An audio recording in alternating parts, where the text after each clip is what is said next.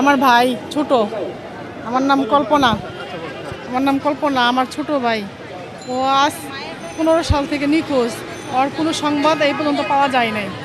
আমরা অনেক থানা পুলিশ অনেক জায়গায় ঘোরাঘুরি করা হয়েছে, এ পর্যন্ত কোনো জায়গার তথ্য পাওয়া যায় না।